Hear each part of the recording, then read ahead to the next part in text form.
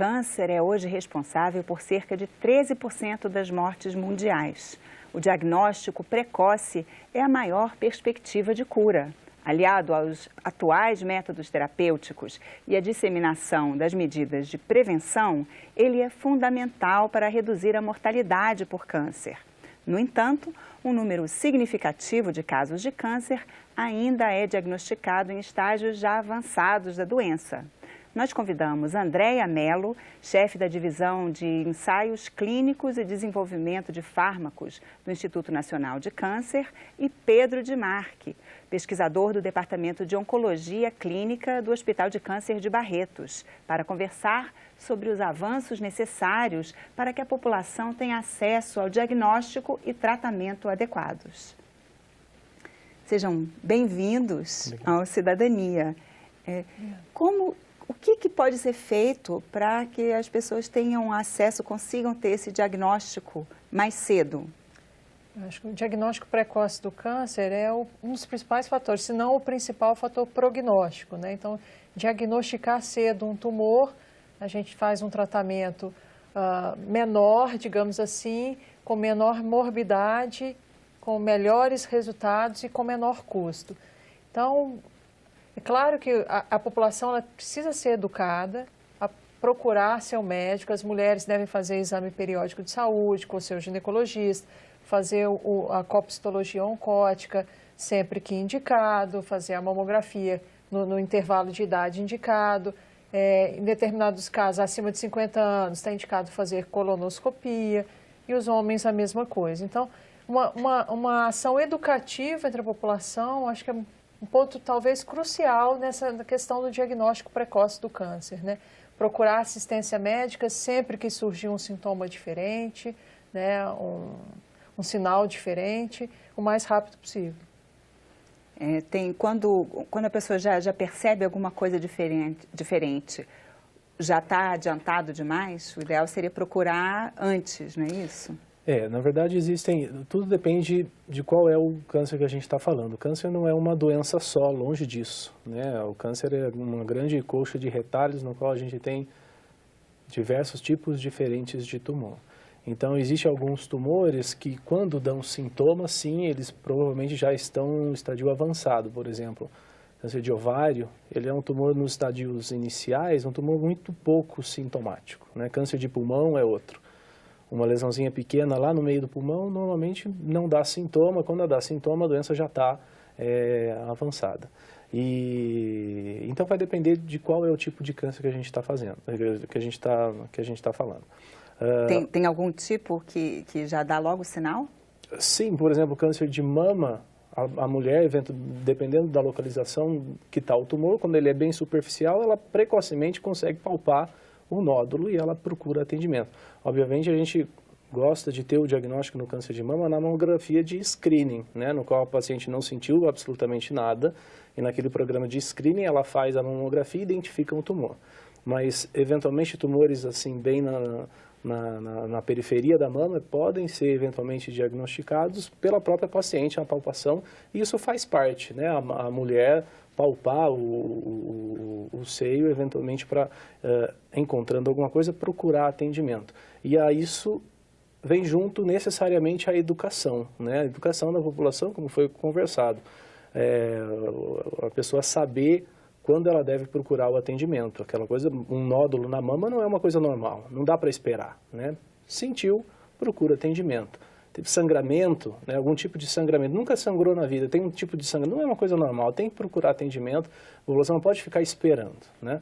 Obviamente que às vezes esbarra no acesso, né? Às vezes procura atendimento, o pessoal às vezes procura atendimento na emergência, né? Não é a emergência do hospital que vai resolver um nódulozinho que apareceu na mama. Então, assim, faz parte da educação da população, aprender a procurar atendimento quando precisa e saber exatamente onde procurar, né? Nos postos de saúde, agendar a consulta e depois seguir aí o fluxo até chegar num hospital, né? Numa unidade de alta complexidade para ser tratada. Agora, alguns casos, alguns tipos de câncer são mais raros, né? Esses são mais difíceis de serem diagnosticados? Sim, a gente tem tumores raros, né? Eles perfazem mais ou menos aí 20% de todos os tumores, né? São vários subtipos, né? Mais de uma centena deles, e o diagnóstico pode ser mais complexo, uma vez que eles podem necessitar de exames mais detalhados na patologia, como um exame de imunistoquímica, avaliações moleculares mais minuciosas. Então, por vezes, o diagnóstico de um tumor mais raro é um pouco mais difícil do que uma doença mais comum, que o patologista, que o médico vê todos os dias, né?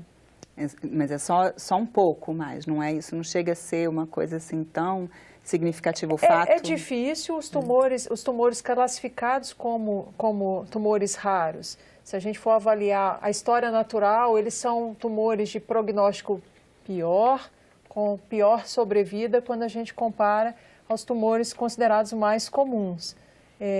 Claro que diante de um tumor mais raro, o ideal é que o paciente seja encaminhado para um centro especializado de tratamento, né? Onde encontram-se profissionais com experiência na abordagem de tumores menos frequentes, né? Tumores menos frequentes, a gente pode dar exemplo aqui, sarcomas, melanomas, alguns tumores primários do ovário, tumores germinativos, tumores de cordão sexual, são exemplos de tumores raros. E a prevenção também é muito importante, né, nesse processo. Assim, quais são as medidas eficazes para a prevenção do câncer?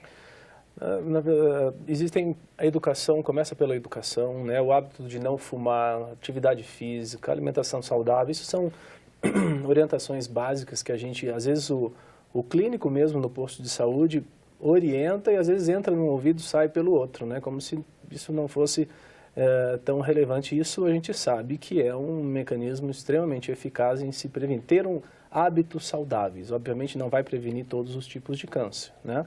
Não fumar, por exemplo. Se não existisse cigarro no mundo, o câncer de pulmão, que é o câncer que mais mata no mundo, seria um tumor raro. Tá? Seria raro. 80% dos pacientes com câncer de pulmão fumam ou fumaram ao longo da vida.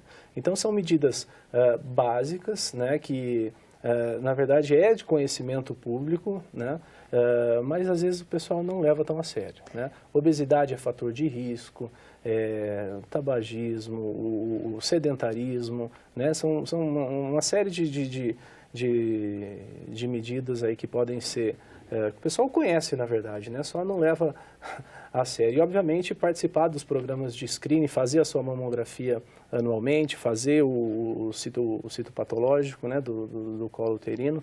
Então, assim, não tem grandes novidades em relação a isso. O PSA para o paciente com tumor de próstata, né?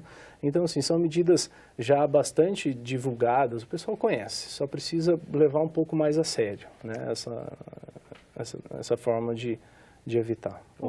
Um outro aspecto que a gente deve comentar é evitar a exposição solar, principalmente naqueles horários que a gente tem maior radiação ultravioleta, né, de 10 às 4 da tarde.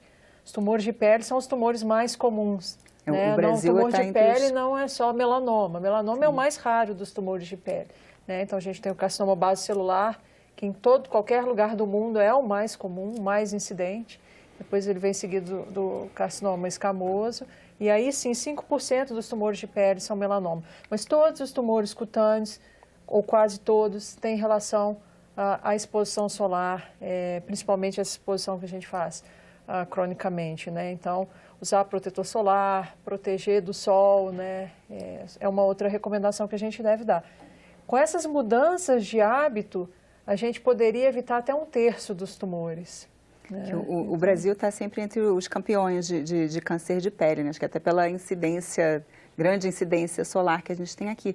Mas essa questão do protetor de pele, volta e meia aparece alguma divulgação na mídia, que, na verdade, os protetores solares podem chegar até a causar câncer, tem alguns químicos, alguns produtos. Essas são discussões que acontecem, mas que não são verdadeiras, né? É importante que a gente faça o uso regular do protetor solar. Quanto mais clara a pele, o fator de protetor solar tem que ser maior, né? E essa aplicação do protetor, ela deve seguir uma determinada recomendação. A gente deve aplicar antes de se expor ao sol, né? Então, antes de sair de casa, Na quantidade, e tem tempo também, na né, quantidade adequada, então 1 colher de chá para a região do rosto, 3 colheres de sopa cheias para o resto do corpo, reaplicar a cada 2 ou 3 horas ou após um exercício extenuante que cause uma sudorese grande ou uma entrada no mar, numa piscina. Então, assim, se a gente seguir todas essas regras, o protetor solar ele vai cumprir a função dele. Mas é preciso passar no corpo todo, onde tem corpo, a roupa protege. Nós temos roupas hoje que têm proteção contra raios ultravioleta. Mas a roupa comum? Elas não... O ideal é que você passe o protetor, principalmente nas áreas expostas, mas também nas áreas não expostas, principalmente se você estiver vestindo uma roupa que não tenha fator de proteção solar, né? Proteção contra os raios ultravioleta. Isso é proteção específica, assim, as roupas comuns, então, elas não entram. Basicamente, elas bloqueiam, mas não bloqueiam 100%. Né?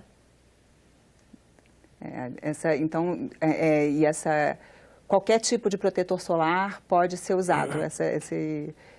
É um boato de achar que alguns... Sim, o protetor solar para pele clara é pelo menos um fator de proteção solar 30 ou maior que isso. E com relação à alimentação, que você falou do tabagismo, né? Hoje todo mundo aceita que faz, mas isso nem sempre foi assim, né? Há muitos anos ninguém fazia essa correlação. A alimentação também é uma coisa que vai e volta, né? Às vezes uma coisa é boa, outra coisa depois não é tão bom assim, né? Recentemente descobriram que a gordura trans está implicada, mas aí surgem outros tipos de gorduras para substituir que ainda não foram tão pesquisadas. Assim, como saber? Eu acho muito difícil a gente, e vira e mexe a gente vê isso na mídia, né? A reportagem sobre a proteção ou o risco do tomate, né? Ou da cenoura, ou seja lá o que for, né? O fato é que muito dessa informação não é baseado numa literatura científica nível 1 de evidência, né? E a recomendação que eu dou para os meus pacientes é a mesma recomendação do clínico geral no posto de saúde. A alimentação tem que ser saudável, né?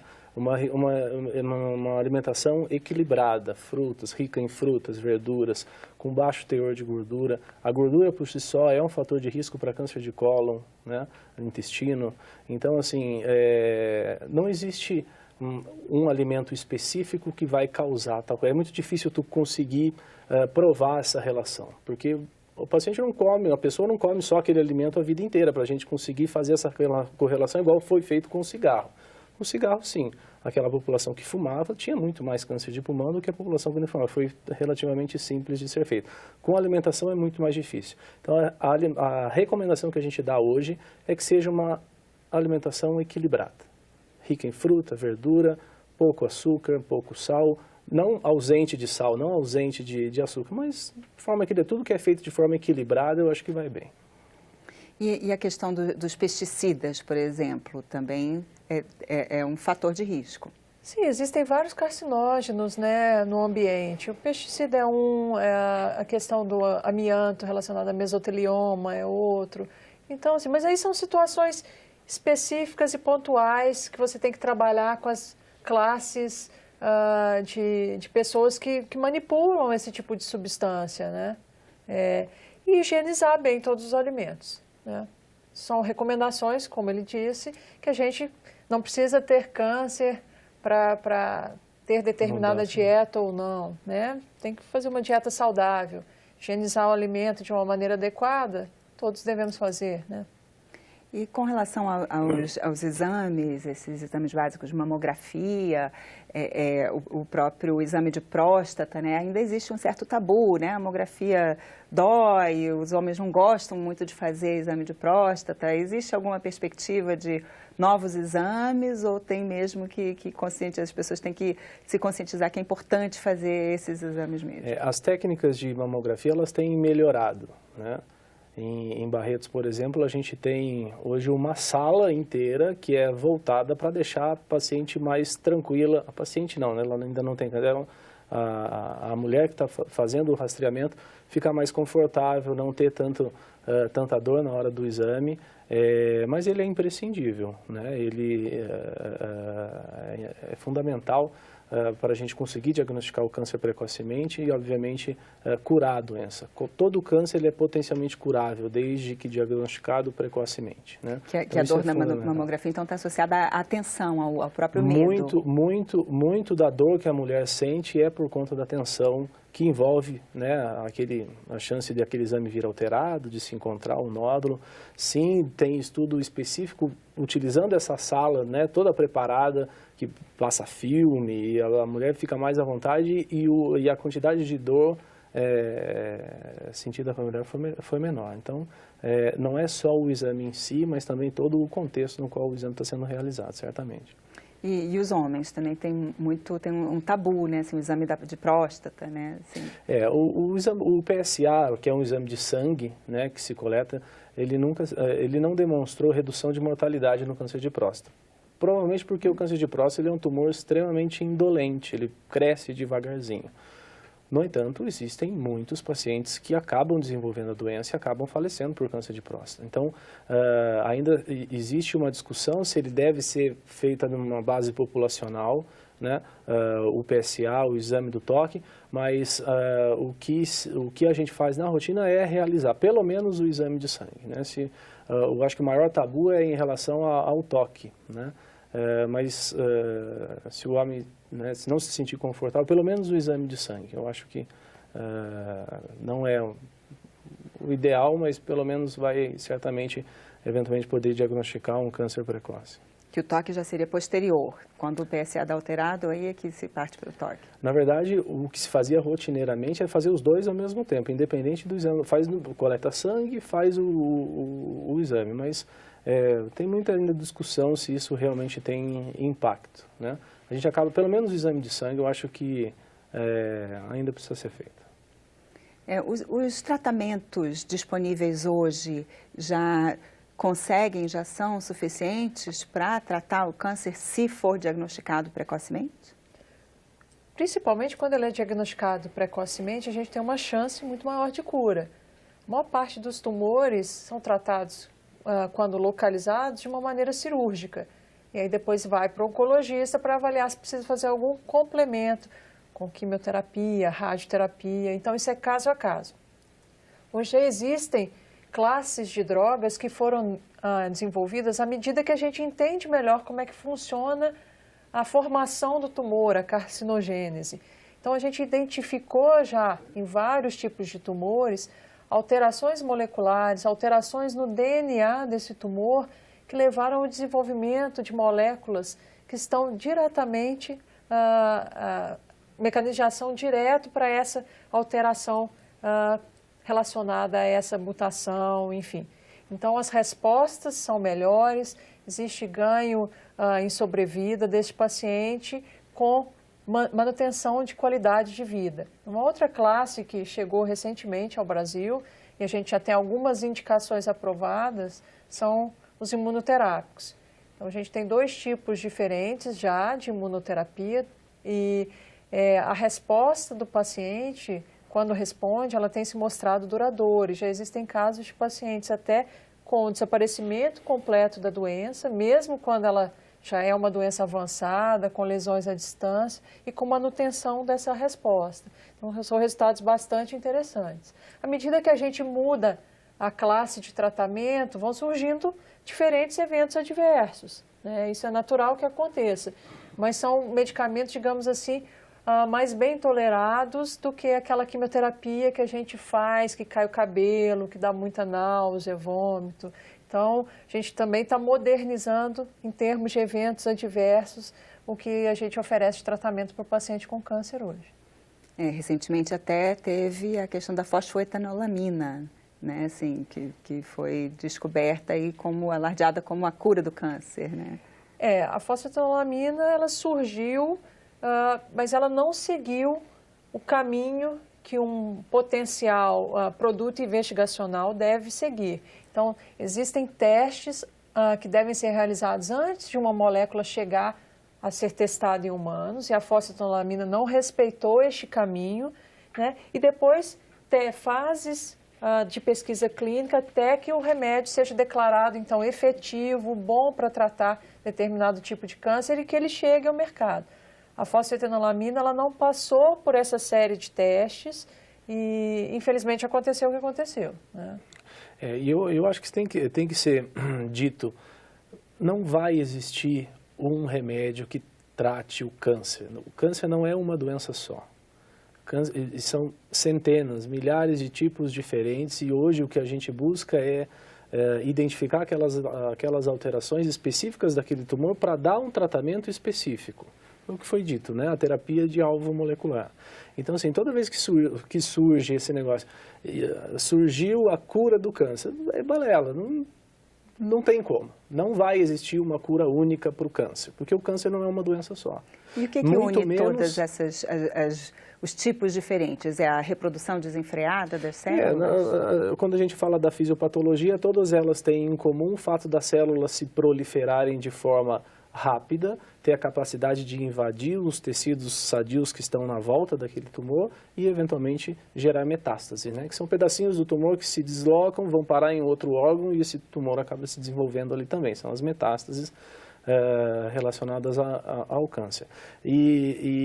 Além de não vai existir um único tratamento para o câncer, além disso, também não existe tratamento contra o câncer isento de efeitos colaterais. Sempre tem efeito colateral. Até aspirina, quando a gente usa, pode dar efeitos colaterais e efeitos colaterais graves, né? Então, esse negócio surgiu a cura do câncer e ele não dá efeito colateral nenhum. Não dá, não tem como isso acontecer. Infelizmente, isso não vai acontecer. Os mecanismos são extremamente complexos. Então, a gente pode pegar duas pessoas com a mesma doença, com o mesmo tamanho de tumor, com a mesmo esquema, mesma disseminação e dar a mesma alteração molecular e dar o mesmo remédio para o paciente A e para o paciente B. E eles podem ter respostas diferentes. Então, se a gente está falando da mesma doença, com a mesma alteração molecular, a gente ainda tem muito a entender de biologia tumoral, de microambiente tumoral, para saber por que o paciente A vai responder e o paciente B não respondeu. Imagina, não dá para generalizar, pegar uma única molécula e falar, olha, então, com a droga X, a gente vai tratar todos os tipos de tumores e vamos curar todo mundo. Isso não existe, isso é uma fantasia. Claro que a oncologia, os pesquisadores em oncologia, eles têm trabalhado para melhorar os resultados. E a gente tem visto isso. A última década foi de ganhos absurdos em vários tipos de tumores, né? Mas estamos longe ainda de descobrir uma cura efetiva para a doença metastática para todos os tumores, né? E com relação às chamadas terapias alternativas, que geralmente elas trabalham mais fortalecendo o sistema imunológico do paciente, elas podem ser aliadas nesse tratamento? A gente aprendeu, principalmente nos últimos anos, que as nossas próprias células de defesa, elas são capazes de combater o tumor, né? Isso é verdade e, muito provavelmente, qualquer um de nós aqui, em algum momento, pode ter desenvolvido alguma célula neoplásica e o nosso sistema imune eliminou essa célula. E a gente não desenvolveu o câncer porque o nosso próprio sistema imune resolveu o problema. E a gente tem visto isso principalmente agora com o desenvolvimento dessas drogas novas, né, os imunoterápicos, que foi recém-comentado, que nada mais fazem do que tirar a proteção do tumor em relação ao nosso sistema imune. Então a gente tira aquele escudo do tumor e deixa as nossas próprias células de defesa atuarem. Então, assim, a gente sabe do valor e do potencial que o nosso sistema imune tem em combater o tumor. Mas, assim, para a gente recomendar um tratamento, nós, como oncologistas, nós recomendamos quando a gente tem um ensaio clínico de fase 3, que fez uma randomização em 2 grupos, comparou e aí viu que isso é melhor. Quando isso acontece, a gente recomenda o tratamento. Quando isso ainda não aconteceu, fica aí no campo da especulação e, eventualmente, uma hipótese, né? Tem que ser provado, né? Para a gente recomendar, a gente precisa provar que aquilo realmente funciona. Muito obrigada a vocês dois, agradeço a participação aqui no Cidadania. Obrigada a você. Obrigado. Essa entrevista já está disponível no nosso site, senado.leg.br/TV, no menu Programas em Cidadania. E você, O que você achou desse programa? Nós queremos conhecer a sua opinião e também saber qual assunto você gostaria que a gente discutisse. Ligue 0800 61 2211 ou mande um WhatsApp para 61 999 66 1616 e faça sua sugestão para o Cidadania da TV Senado. Obrigada pela companhia e até a próxima.